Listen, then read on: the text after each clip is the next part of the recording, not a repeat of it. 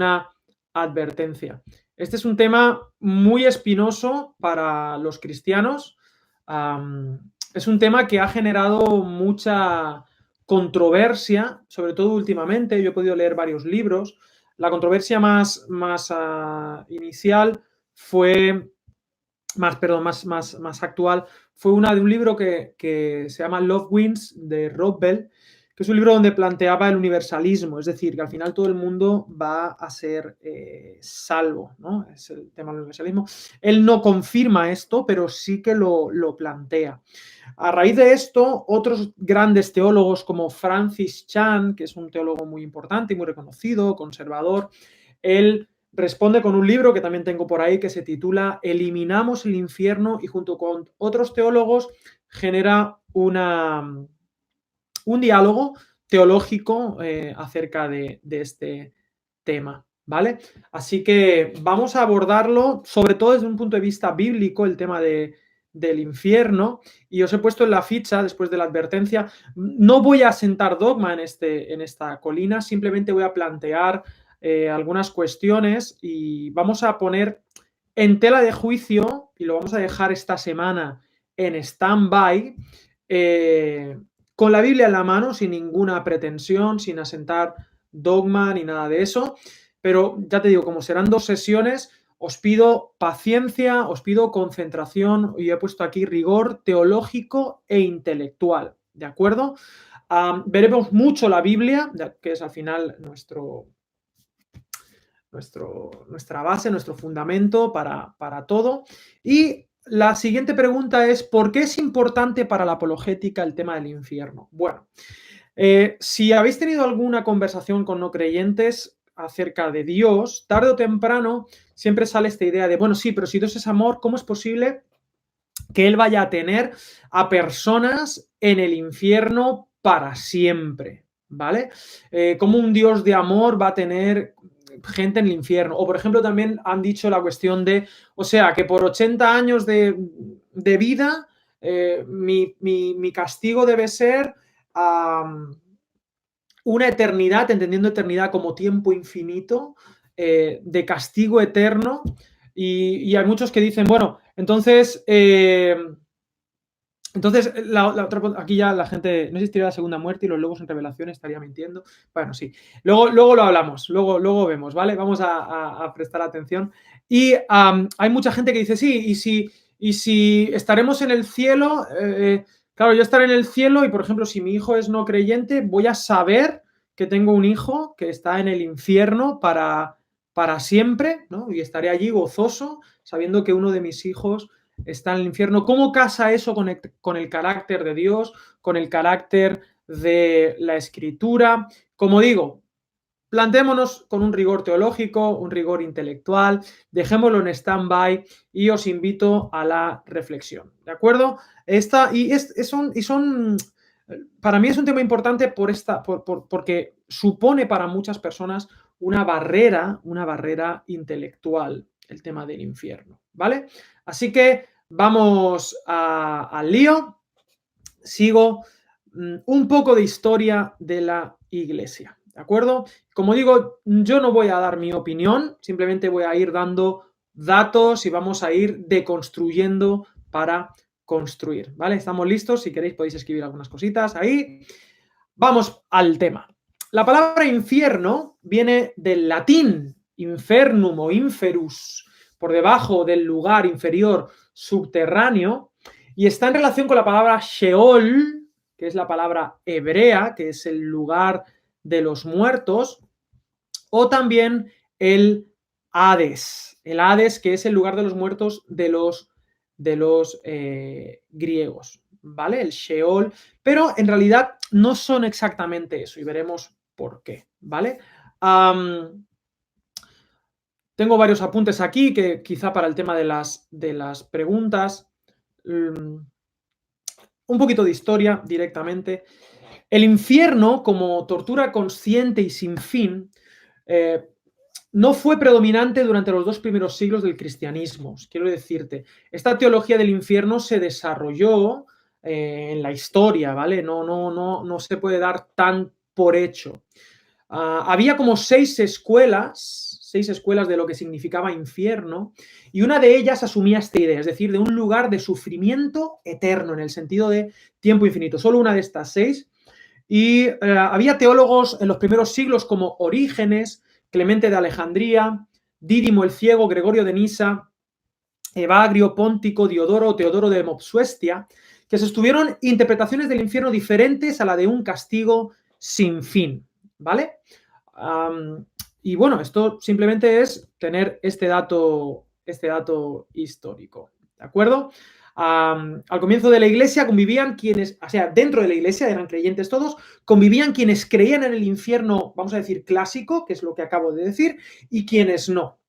Y fue en el concilio de Constantinopla, sigo aquí, que es en el año 543, en el año 543, 500 años después de la muerte de Jesús, es en ese concilio donde se afirmaría oficialmente que los sufrimientos del infierno eran eternos. Y luego ya, en el año 1125, en el concilio de Letrán, el infierno se constituiría como dogma que incluía duras penas contra quienes lo negasen, ¿vale? Es interesante ver que, el concilio de Constantinopla, ya estamos de pleno con Constantino, ya ha instituido el cristianismo en todo el Imperio Romano, y en el año 1125 ya ha ocurrido el cisma, ¿vale? El cisma de Oriente y de Occidente, ¿vale? Sigo. Se trata de eventos clave estos dos porque las discrepancias teológicas ya no fueron toleradas, es decir, ya nadie podía opinar una cuestión alternativa respecto a esto, aunque hay gente, algunos movimientos, como por ejemplo los valdenses del siglo XII, los anabaptistas, los moravos y demás, que tenían una opinión alternativa, ¿vale? Como digo, en el año 1125 es donde ya se condena esto de manera más firme, y por eso, fuera de Occidente, el infierno no es tan heavy, ¿no? Digamos, en Oriente es de otra manera, ¿no? El dogma del infierno no cuajó con tanta solidez entre los cristianos ortodoxos, vamos a decir, orientales, ¿vale?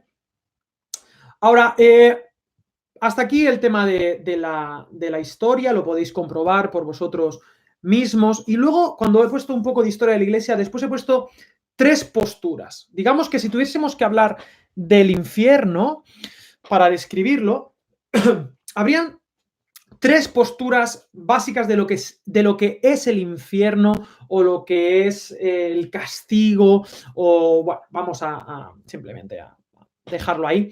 Número 1, el infierno como tormento eterno, ¿vale? Que sería, pues, la postura, vamos a decir, clásica, un lugar donde está el lloro, el crujir de dientes, hay fuego, hay oscuridad, hay almas ardiendo, hay, bueno, el clásico, ¿vale? El infierno como lo conocemos. Luego está el aniquilacionismo, que es la segunda interpretación, que afirma, y esto es mucho cuidado, que afirma que los malos, es decir, vamos a decir los malos, los que no están en el cielo, los que no están con Dios, conectados a Dios, serán eliminados y dejan de existir tras el juicio final, ¿vale? Digamos que hay una muerte, el aniquilacionismo dice, hay una muerte, hay una resurrección de los muertos, hay un juicio, y después de ese juicio, las personas que ya no van a estar con Dios o deciden no estar con Dios son totalmente aniquiladas, eliminadas, ¿de acuerdo? Bien, eso es el aniquilacionismo. El aniquilacionismo, ya os adelanto, se habla de la segunda muerte, ya no es un segundo sufrimiento, sino es una segunda muerte, simplemente, ok, no quieres, pues no quieres ser, dejas de ser de manera completa y total, el aniquilacionismo. ¿Quiénes defienden esta postura? Bueno, así de memoria, te diría, al final de sus tiempos, John Stott, el gran teólogo John Stott, parece ser que al final de su vida defiende el aniquilacionismo y entiende esto como infierno. No recuerdo si Billy Graham al final de su vida plantea algo parecido. Sé que, por ejemplo, en su libro David Burt, que muchos lo conocéis, él también lo plantea en un libro que se llama algo así como Cerca de la muerte o algo así. De hecho, el propio Francis Chan lo deja como abierto, que el aniquilacionismo es una posibilidad bíblica. Y bueno, luego la tercera postura es el universalismo, que ya es esta que aboga por la salvación final de todos los humanos tras un juicio con final restaurativo. Es esta idea de todo el mundo finalmente será salvo, ¿vale? Hasta Hitler, ¿ok? O sea, todo el mundo será salvo. Esto lo planteó Orígenes. La palabra técnica, por si alguien quiere googlearla, es la palabra apocatástasis. Apocatástasis. La apocatástasis sería la restauración. Todo termina siendo bueno y termina siendo todo el mundo siendo salvo, ¿vale? Estas son las tres posturas de, digamos, históricas de lo que es la interpretación del infierno, ¿vale? Vamos ahora entonces a argumentos. Entonces ahora, ¿por qué os he pedido esta tos bonita? Que he tomado cacao, ¿vale? No os preocupéis por mí.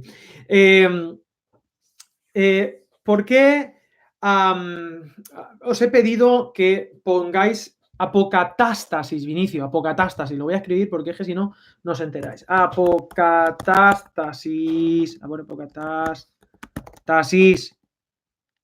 Eso es. Muy bien, apocatástasis. Gracias, Eli. Apocatástasis. Todo el mundo será salvo, Hitler incluido, Mao Zedong y todos, ¿vale? Bien. Ahora, ¿por qué he dicho que tengamos en stand-by y me tengáis paciencia? Bueno, por una sencilla razón, porque hoy me voy a centrar en argumentos contrarios al infierno clásico. O sea, hoy básicamente vamos a intentar ver con la escritura, enfrentarnos a ver si el infierno clásico como un lugar de tormento eterno y fuego tal, se puede sostener con la Biblia en la mano haciendo una interpretación bueno, pues eso, bíblica y honesta, ¿vale? Comencemos con los argumentos contrarios al infierno clásico, ¿vale? Y luego ya la semana que viene intentaremos rescatar y espero que le deis vueltas y también esta semana de stand-by nos ayudará a pensar, ¿de acuerdo?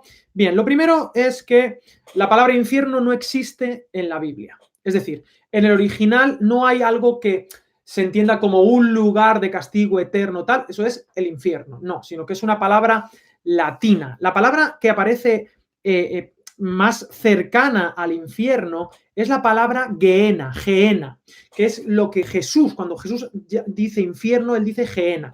Gehenna en realidad es Gehinom y deriva del valle de Hinnom, que es uno de los valles que está en Sion, es decir, es un lugar físico de Jerusalén, situado a las afueras de la antigua Jerusalén. Ahora ya pertenece a Jerusalén y ya no es ni un valle porque había tanta basura. Ahora os explico qué era. Gehenna era el vertedero, el estercolero, el lugar de la basura donde se tiraba la basura en Jerusalén y había, pues eso, tantos productos allí que había gusanos, obviamente, gusanos, alimañas, que estaban constantemente comiendo y de hecho había tantos productos nocivos que incluso había fuego que parece que ni se apagaba nunca y ahí era donde se tiraban los desechos. Era el lugar, el vertedero, imaginaos un vertedero de hace 2000 años de Jerusalén. Bueno, Jesús toma ese lugar, la Gehenna, el basurero, y él utiliza esa palabra para describir el lugar donde van los malos, ¿no? Bueno, vamos a decirlo así. Ese es el valle de Gion, de Hinnom, de Gehenna, Hinnom, ¿vale?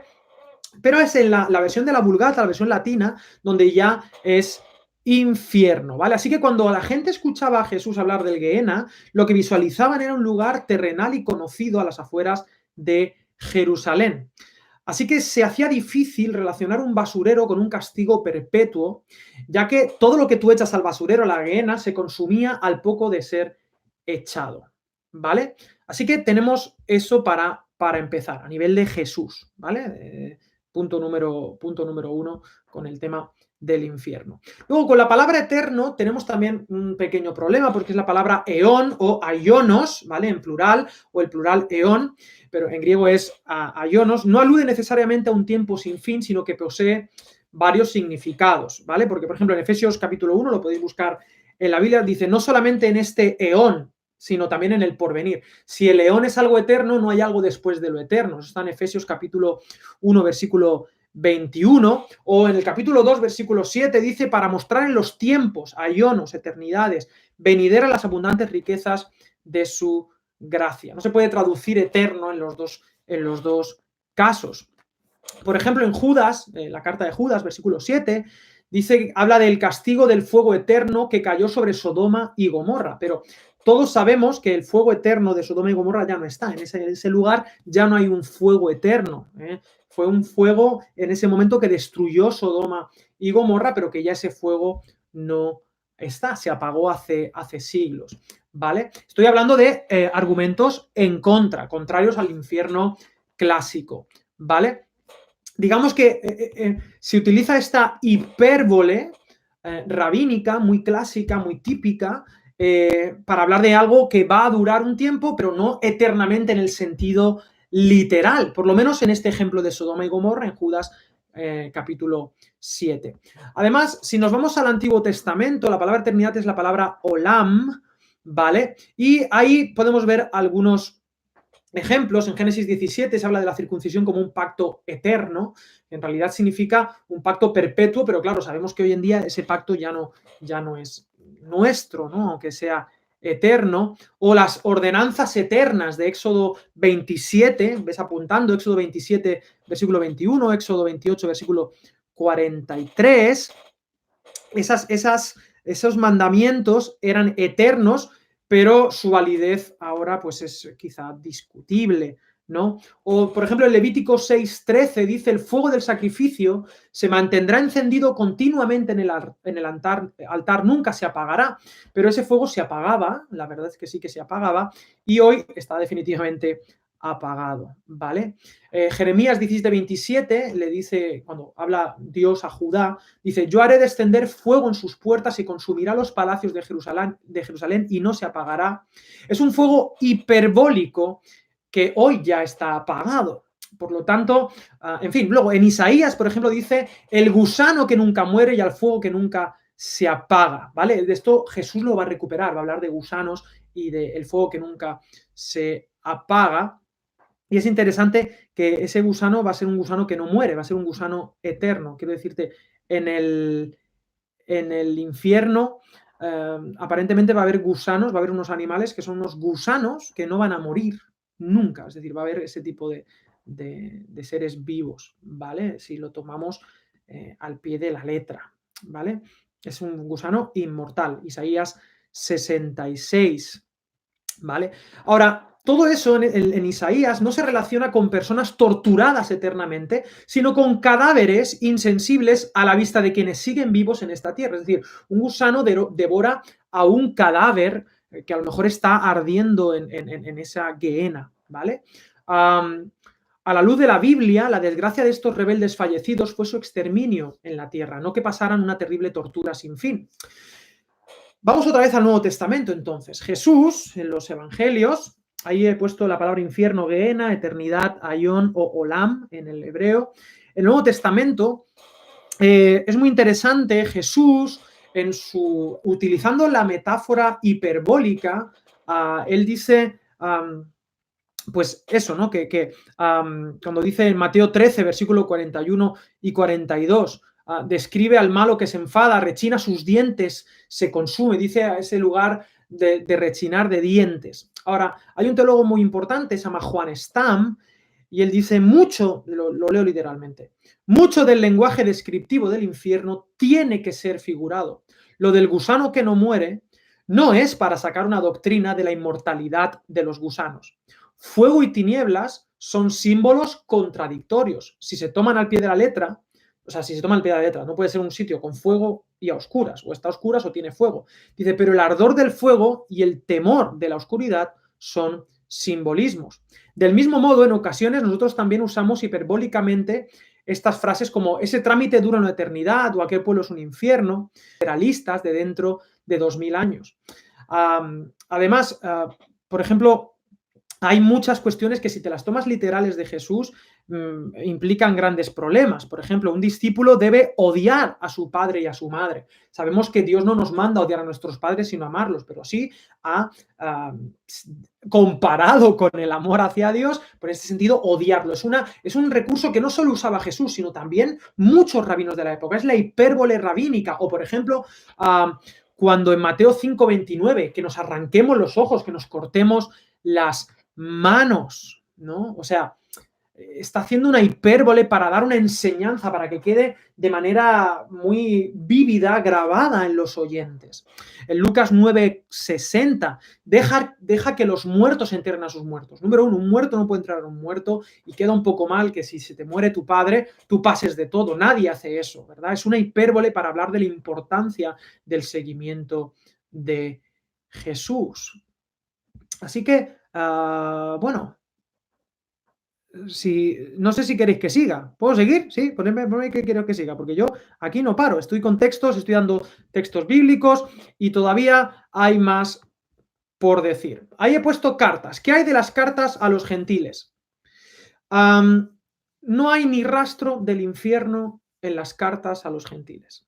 No obstante, si Jesús hubiera querido revelar la existencia del infierno como un lugar literal en el más allá, ¿por qué se refirió a un valle conocido en lugar de explicarlo claramente? ¿Por qué no le dio un nombre propio? ¿Por qué no, en lugar de llamarlo Gehenna, utilizando el basurero, el estercolero de Jerusalén, por qué no lo llama de otra manera? Lo cierto es que todas las alusiones de Jesús al Gehenna son siempre dirigidas a religiosos judíos. Interesante. Como observa Julie Ferguerda, Jesús nunca les habló a las multitudes acerca del infierno. Ni siquiera por una sola vez, como nosotros creemos hoy. Únicamente les hablaba en privado y en muy reducidos contextos a sus discípulos o a los fariseos, o a lo mucho en tres o cuatro ocasiones. Este carácter local de Gehenna explicaría por qué este lugar ya no se menciona fuera del contexto hebreo de los evangelios. Fijémonos en que cuando surge la necesidad de escribir libros fuera de Judea, los autores saben que el lenguaje simbólico hebreo debe limitarse drásticamente, y entonces las advertencias sobre el Gehenna desaparecen, a excepción de la simbólica apocalíptica judía, que ahora vamos a ver más adelante, ¿vale? Pero, claro, esto es un poco heavy, porque si es algo tan fuerte, ¿cómo es posible que en las cartas de Pablo esto no aparece, ¿no? Si es tan terrorífico, ¿no deberían ser advertidos los gentiles desde las cartas fundacionales del cristianismo? Pues claro que sí. Pero fuera de Jesús, el Gehenna, en el original, solo vuelve a mencionarse una vez, y lo hace Santiago, en el capítulo 3, versículo 6, para referirse al poder destructor de la lengua. Es la única vez, que también es un uso obviamente metafórico. Luego también aparece el tártaro, que aparece una vez en la Biblia, y que es un término de la mitología griega que la utilizará Pedro para ilustrar el encarcelamiento previo al juicio de los ángeles que pecaron, pero no de las personas. Segunda de Pedro 2, versículo 4, apúntalo ahí. Ahora bien, cuidado, porque muchos estáis diciendo, yo no estoy diciendo que crea esto, simplemente estoy dando datos, pero uno diría, claro, si aquellos predicadores que no predican del infierno, predican un evangelio light, predican un evangelio diluido, bueno, porque omiten el infierno, entonces también deberíamos calificar como light los más de 20 sermones de Hechos, donde no aparece, o todas las cartas de Pablo. Y uno tiene que enfrentarse a esta realidad. Hay mucha gente que ancla el tema del infierno en la parábola o la historia, vamos a decir, para empezar, de el rico y Lázaro. Lucas 16, versículos de 19 al 31. Ahora, una errada interpretación, yo de hecho he tenido conversaciones con amigos, porque para mí de siempre había sido una parábola, y hay gente que dice, no, eso no es una parábola, porque claro, si es una parábola se desmonta. Pero bueno, sigo. Una errada interpretación de la parábola del rico y Lázaro ha sido clave para el dogma del infierno, a pesar de que en esta historia ni se menciona el cielo ni el infierno. Muy curioso. Los dos lugares que aparecen son el seno de Abraham, que ya el nombre es simbólico, el seno de Abraham, y el Hades, que es un lugar donde van los muertos en la cultura grecorromana, ¿vale? Así que desde el literalismo, ni Abraham ni Lázaro podrían haber estado en el cielo, ya que nadie ha subido al cielo, Juan 13:13. Curiosamente, excepto el que bajó de allí, es decir, el Hijo del Hombre. Bueno, curiosamente, esto es por intentar tirar del hilo, desde ese literalismo, esta historia revelaría la existencia de conversaciones entre los habitantes de ambos lugares, algo que pocos cristianos tradicionales creen que ocurra realmente. O sea, no creemos que yo, estando en el cielo, digo, pues voy a ver a mi primo, ¿no? Que está en el infierno, y mi primo me va a pedir algo, un poquito de agua, y yo no se la voy a dar, y voy a decirle, jaja, no te voy a dar. O sea, si somos literalistas con esto, lo llevaríamos ad absurdum, ¿de acuerdo? Es decir, la súplica que Lázaro pone el dedo húmedo en su lengua, es un lenguaje de nuevo hiperbólico, y es de nuevo evidente que nadie se sentirá aliviado de semejante tormento calcinador, porque simplemente le pongan un dedo húmedo en la lengua, ¿no? Está lleno de evidentes simbolismos extremos, ¿no? Por ejemplo, hay un profesor de exégesis del seminario teológico Fuller, que es un seminario conservador, George Elad, afirma que esta historia del rico y Lázaro es probablemente una parábola de uso corriente, leo literalmente, en el pensamiento judío, y no pretende enseñar nada sobre el estado de los muertos. De hecho, hay una historia paralela de la época, como la del rico publicano Barmayán y un pobre escriba, que probablemente Jesús conocía. En esa historia, que está en el Talmud judío, un amigo del pobre vio en sueños a aquellos muertos en el más allá separados por un río de agua, y allí vio al pobre disfrutando en jardines de belleza paradisíaca, y vio también a Barmaján, el publicano que estaba a la orilla de un río y quería alcanzar el agua y no podía. Así que es probable que Jesús quisiera conectar con la famosa historia del pobre y Barmaján, cambiando el nombre de sus personajes para producir un mayor impacto y comprensión, ¿vale? Digamos que es como parecido a lo que Pablo utiliza en Atenas, utiliza historias conocidas, les da la vuelta, y utiliza, pues eso, a Filostrato, Pausanias, a Arato, ¿no? En Hechos capítulo 17, lo hemos dicho en otras cuestiones, ¿no? Tanto Jesús como Pablo fueron guiados por Dios en esta metodología, y si con esta historia Jesús pretendía revelar una realidad tras la muerte tan detallada e inexistente en el Antiguo Testamento, surge una pregunta, ¿no? ¿Por qué los religiosos que constantemente tratan de pillar a Jesús no le acusan de introducir nuevas doctrinas? Hay mucha gente que dice, respecto a esta historia, que no puede ser una parábola porque utiliza nombres propios, ¿no? Entonces, a mi juicio, esto sí es una opinión personal, decir que esta historia no puede ser una parábola porque usa nombres propios es desconocer la cultura hebrea del primer siglo, porque sí, claro que se usan nombres en las parábolas, ¿no? En las historias, y Jesús contaba historias y se podían utilizar nombres propios, ¿vale? Y además, otro punto, no se dice que el rico estuviera en ese lugar, en el Hades, por rechazar a Jesús, que es lo que creemos nosotros. Nosotros creemos en nuestra creencia clásica que solo podemos alcanzar la salvación a través de Cristo. Esto lo creemos nosotros firmemente, pero aquí no se dice nada de que rechazó a Jesús y por eso está en el Hades, no, está en el Hades por otras razones, ¿no?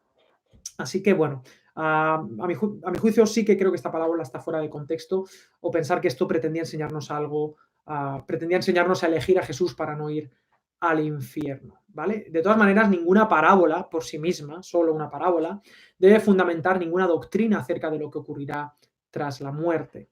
La enseñanza de las parábolas, esto es hermenéutica número 1.0, no está en su literalidad, sino en el mensaje oculto, ¿no? Ya sean semillas, ganado, en el mensaje global, ¿no? Así que, bueno, en fin, no solo he puesto evangelios y cartas, sino también Apocalipsis. Vamos a Apocalipsis, ¿no? Y bueno, si la historia de Rico y Lázaro fuera una revelación de más allá, nos encontraríamos con numerosos problemas teológicos a la luz de otros pasajes del Nuevo Testamento, ¿no? En ese pasaje, la parábola, el rico está atormentado por una llama en el Hades.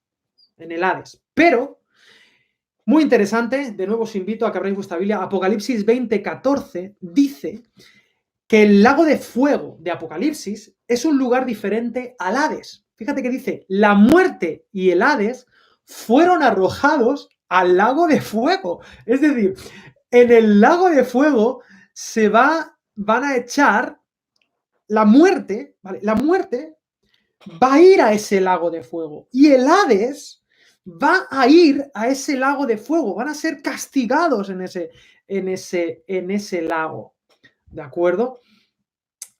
Y eso da mucho que pensar. Dice, esta es la segunda muerte, el lago de fuego, la muerte de la muerte, la muerte del Hades. Como vemos desde el literalismo, la cosa se pone muy complicada ante esta existencia de dos lugares diferentes de llamas. O sea, un lugar de fuego va a ir a otro lugar de fuego, será consumido por otro lugar de fuego. ¿Es la muerte algo que se arroja y que se quema literalmente en un lago? En Apocalipsis, el Hades ardiente del rico no es algo eterno, sino un lugar que será destruido. Así que Apocalipsis muestra que el Hades tiene sus días contados. Además, como un lago de fuego literal quemará un Hades de fuego literal.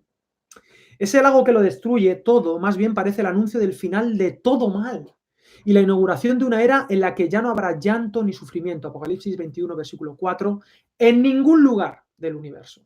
Esa es la esperanza final del Apocalipsis. La apocalíptica usa imágenes extremadamente alegóricas, esto lo sabemos. El Apocalipsis, si lo leemos literalmente, estamos perdidos. El género apocalíptico tiene unas normas de interpretación internas, unos simbolismos que no solo aparecen en el Apocalipsis de Juan, hay muchos apocalipsis, sabemos que en el siglo I abundaban los apocalipsis judíos y había que interpretarlos con unos códigos muy concretos apocalípticos, con unos simbolismos, bestias, números, colores, en fin, y tenían unos significados internos, ¿no? De numerología encriptada, aparecen bestias cornudas, varias cabezas, en fin, y hasta el día de hoy se siguen discutiendo qué significa, ¿no? Ahora, ¿sería esta la manera definitiva de asegurarnos que el infierno es literal o más bien deja claro que es un símbolo? Hablemos del fuego. El fuego en la escritura es un símbolo abierto, a menudo de depuración, del fin del mal, de la eliminación de lo inmundo, ¿no? Donde podemos. En el Antiguo Testamento Dios se presenta a sí mismo como fuego consumidor, purificador. Dice Isaías 10, versículo 17, y la luz de Israel será por fuego y su santo por llama que abrase y consuma en un día sus cardos y sus espinos. Dios purifica abrasando, pero Él no es literalmente una llama. Bien, sigo estoy en argumentos contrarios al infierno clásico, ¿vale? Sé que quizá algunos estáis un poco asustados, pero bueno, hay que enfrentarse a la escritura sin miedo. ¿Y quién dijo miedo habiendo hospital? Y ya dijo nuestro hermano Juan Luis Guerra que en el cielo no hay hospital, de eso estamos seguros. Ahora, ¿dónde está el infierno? Porque claro, el infierno se dice que está debajo, ¿no? En este concepto clásico, ¿no? Ahora, dice que en Apocalipsis, de nuevo, sigo ahí, el tormento con fuego y azufre pasa justo delante de los santos ángeles y del Cordero. Capítulo 14, versículos del 9 al 11. A modo de una metáfora, está en las alturas, mientras en otros lugares se sitúa en lo profundo del abismo, ese lugar. Romanos 10, 7, aunque no menciona literalmente infierno, o en los hoyos oscuros del Tártaro, segunda de Pedro 2, 4. Estos tormentos recaen en los vivos, y no aparece una humanidad no creyente en masa sufriendo por siempre. En Apocalipsis, además, solamente vemos al diablo arrojado al lago de fuego y azufre. Es muy interesante estos cuadros donde vemos a Satanás gobernando el infierno, ¿no? Esta mentalidad totalmente pagana, donde Satanás va a estar disfrutando, ¿no? Esto, un concepto muy medieval y muy terrible, ¿no? Como si Satanás fuera el dios del inframundo, ¿no? Que fuera Ares o fuera. Perdón, no, el dios del inframundo, el dios de que él gobernase y disfrutase, ¿no? Como que Dios entregase al diablo las almas para que eternamente el Satanás se aproveche de ellas. No es bíblico, eso sí, también no es bíblico. Ahí el diablo será arrojado, en este sentido, al lago de fuego y azufre, donde también están la bestia, el falso profeta, y serán atormentados día y noche por los siglos de los siglos. Apocalipsis 20:10. Esa imagen no evoca un lugar con miles de millones condenados humanos. No. De todas maneras, la palabra atormentados es basanizo en el griego, que también significa encarcelar y que conecta con el libro de Judas. Dice, y a los ángeles que no guardaron su estado original, los ha guardado bajo oscuridad en prisiones eternas para el juicio del gran día. Versículo 6. En este texto no es la tortura, sino las prisiones lo que son eternas, aionos. otra vez el término que hablábamos antes, como un designio inapelable de Dios. Pero no son prisiones que durarán para siempre, sino lugares de tránsito de las huestes del mal en espera del juicio final. Y Apocalipsis, finalmente, esto sí me gusta decirlo, contiene un mensaje de esperanza para la humanidad. Ahora, pero si existiese un infierno, este es un argumento en contra también, ¿cómo podríamos estar de fiesta en un cielo en el que ya no habrá más dolor? Apocalipsis 21:4, sabiendo que, por ejemplo, pues eso, lo he dicho, mi amada hija o mi amado hijo está desgarrándose para siempre en el infierno. Ambos escenarios, aparentemente, no parecen compatibles con la idea de el que estaba sentado en el trono anunció, voy a hacer nuevas todas las cosas, en fin. Así que bueno, hasta aquí he puesto algunos argumentos comunes a diferentes interpretaciones que no creen en el infierno clásico. Pero bueno, ¿qué dice o enseña la Biblia según ellos? ¿Vale? Ahí he puesto ya, después de explicar lo de Apocalipsis, aportes finales. Como digo, hay 3 escuelas fundamentales, o sea, o 3 líneas de trabajo, ¿vale? De esas 6 que dije que había a principios del siglo. En primer lugar, el clásico, verlo como fuego eterno, un lugar de sufrimiento eterno. Número 2, como aniquilacionismo, es decir, la segunda muerte es literalmente una segunda muerte, es decir, una extinción, ¿vale? Y en tercer lugar, el universalismo, es decir, todos, o en segundo, bueno, da igual, tercer lugar, segundo lugar, el universalismo es la otra interpretación, finalmente todo el mundo será salvo. La semana que viene voy a dar argumentos, en principio, a favor del universalismo y a favor del aniquilacionismo también. Y hablaré un poco de las discusiones que están teniendo a día de hoy los teólogos en cuanto a esto, ¿vale? El aniquilacionismo. Y después, pues, cómo podemos tener una postura teológica honesta y sincera a la luz de la palabra. Os he dado varios argumentos en contra del infierno clásico. Y podría ahora continuar, pero quiero quedarme aquí con los aportes finales, permitidme unos minutos de aterrizaje. Hemos repasado que la palabra infierno no aparece en la escritura, sino que es la palabra Gehenna, que es la que utilizaba Jesús, y luego pues aparece Sheol, el Sheol, aparece la palabra Hades, y algunos aportes finales, ¿no? Por ejemplo, la apocatástasis la plantea Orígenes. Agustín de Hipona o Tomás de Aquino, no, ellos sí que creen en el infierno y demás. El teólogo Karl Barth, que es un teólogo que a mí me gusta mucho, y otro que se llama Hans Urs von Balthasar, sostuvieron que existe una razonable esperanza de que todas las personas serán salvadas. En fin, esto plantean ellos. Por el tremendo acto de amor que realizó Cristo en la cruz. Bueno, hablaremos de esto.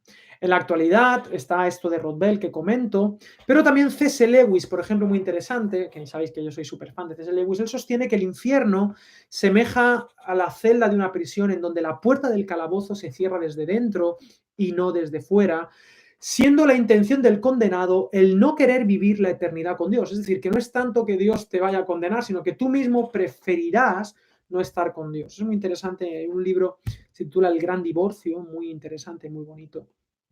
Ahora, en cuanto al Sheol, entendiéndolo como el infierno, cuidado porque en Génesis 37-35, en Job 14-13, los buenos van al Sheol, ¿no? Jacob y Job son 2 hombres fieles del pasado y sabían que irían al Sheol, porque el Sheol no es exactamente el infierno, sino el lugar donde van los muertos, ¿vale? Luego, el castigo por el pecado no es el infierno. La Biblia dice en Romanos capítulo 6, versículo 7, que el castigo por el pecado es la muerte. ¿Ok? Luego hay algunos que sostienen, Deuteronomio versículo 32, versículo 4, que la idea de un tormento eterno no encaja con la justicia de Dios. Cuando Adán, el primer hombre, pecó, Dios le dijo en Génesis 3, 19, que su castigo sería simplemente dejar de existir. Polvo eres y al polvo volverás. Ahora, si su intención era enviar a Adán a un lugar de tormento eterno, alguien podría decir que Dios le mintió. ¿No? La enseñanza de que Dios castigue a la gente en un infierno contradice, algunos creen, 1 Juan 4:8,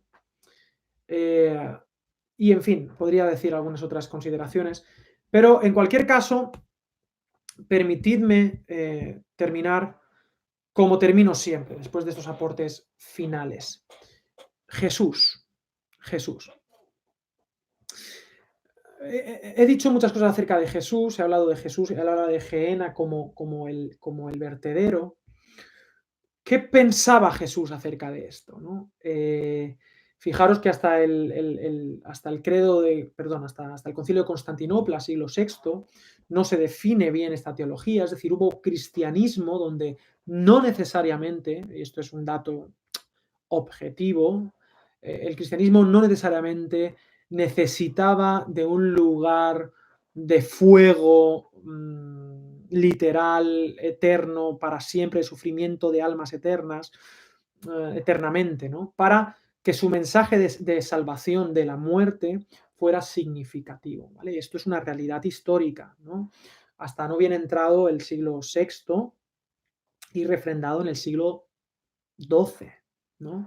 Esto nos da que pensar y sí que nos anima, por lo menos a mí, y así, aquí sí que me voy a mojar un poco, a matizar nuestro concepto del infierno y a tener la perspectiva de Jesús y a repensar lo que significa el infierno. Interesante algunos datos acerca de Jesús. ¿A quién le dijo estas cuestiones? ¿Cómo lo dijo? ¿Por qué utilizaba la palabra Gehenna y no otra? ¿No? Es muy interesante, por ejemplo, cuando en Mateo 16, versículo 18, tú eres el Cristo, el Hijo del Dios viviente, dice Pedro. Entonces Jesús le dice, bienaventurado eres Pedro, porque no te lo ha revelado ni carne ni sangre, sino mi Padre, que está en los cielos. Y dice, y sobre esta roca edificaré mi iglesia y las puertas del Hades no prevalecerán contra ella. De alguna manera, ese Hades, ese reino de los muertos, no es un lugar donde vamos a echar a la gente, sino es un lugar donde vamos a conquistar las puertas del Hades. La muerte o el reino de la muerte, el Hades, va a ser vencido, ¿no? Por lo tanto, creo que por lo menos debemos matizar nuestro concepto del infierno. Ahora, soy muy consciente que para muchas personas este dogma, esta doctrina del infierno literal, con gusanos eternos, sí o sí tiene que ser. Pero os invito a que esta semana lo tengamos en oración, porque me parece que es un tema importante para hablar con no creyentes, incluso para uno mismo. Os invito a que repaséis esta colina, que veáis los textos que he pasado, que lo discutir en el buen sentido, lo dialoguemos y que podamos quizá matizar nuestro concepto, ¿no? de lo que llamamos infierno o Gehenna o Sheol o Hades o Tártaro. Que, cuidado, Hades y Tártaro son conceptos más bien griegos. Sheol es un concepto hebreo de lugar de los muertos, donde todavía la teología no había desarrollado la vida más allá de la muerte, recordando esta línea de revelación progresiva, ¿no? Que es un concepto teológico fundamental. Y, en fin, que veamos cómo podemos usarlo a nivel apologético, ¿no? Luego, a nivel personal, cuando nos veamos las caras, sí os puedo decir cuál es mi postura actual, honesta. Y termino con Jesús. Jesús vino a salvarnos de la muerte, del sufrimiento. Jesús vino a liberar. También sé que creo que la libertad humana es inviolable y que de alguna manera el infierno, o entendiendo el infierno como se entienda, ya sea como una muerte final o tal, será, a mi juicio, una decisión libre del ser humano, un rechazo a Dios. Pero si Dios es la vida, fuera de Dios no hay vida, hay nada. ¿no? Él es el todo, fuera de Dios es la nada, Él es la vida, decirle que no a la vida es decirle que sí a la muerte. Y en fin, os pido que seamos honestos y que veamos también un poco, a veces este concepto del infierno viene con este sentido de justicia, este infierno literal, te digo, ¿no? De llamas de fuego y tal, suele ser un poquito heavy, eh, como que queremos ese sufrimiento, ¿no? Entonces, en fin, ¿y en qué medida eso casa con el carácter del Dios de las Escrituras, ¿no? Y honestamente creo que sí necesitamos matizar, no significa que cambiemos nuestra teología, pero siempre uno tiene que aprender y tiene que avanzar en su conocimiento bíblico. Hoy, como era un tema espinoso, por lo menos para mucha gente, de hecho, hay personas que comentando lo que yo acabo de comentar, sin aterrizar nada, ya los han tachado de herejes, literalmente, ¿no? Y a mi juicio creo que los ánimos están demasiado alterados con este tema. Debemos trabajarlo, debemos examinarlo. eh, Así que, en fin, es algo que debemos ver bien y sobre todo desde Jesús, recordando para mí siempre, Jesús es la clave interpretativa de la escritura. Si perdemos a Jesús de foco, entonces la Biblia puede decir absolutamente cualquier cosa. Pero, em, pero en cualquier caso, viéndolo desde Jesús, creo que nuestra teología acerca del infierno debe ser matizada desde la honestidad, desde la escritura, siendo bíblicos, con la sana doctrina, que es la doctrina que sana y es la doctrina de Jesucristo. Así que, en fin, como siempre, me sobran minutos cuando lo hago por internet, qué bien. Me han sobrado 10 minutos. Tenía esta clase y la semana que viene voy a abordar más concretamente el universalismo y el aniquilacionismo. Am, y ya está, acerquémonos a Jesús. Lo importante es que Él es el Salvador del mundo. Él quiere, su intención es que todo el mundo se salve. Eso es lo que Él quiere. Y Él ha hecho todo lo posible, sin saltarse nuestra libertad, para darnos esa eternidad, esa vida eterna con Él.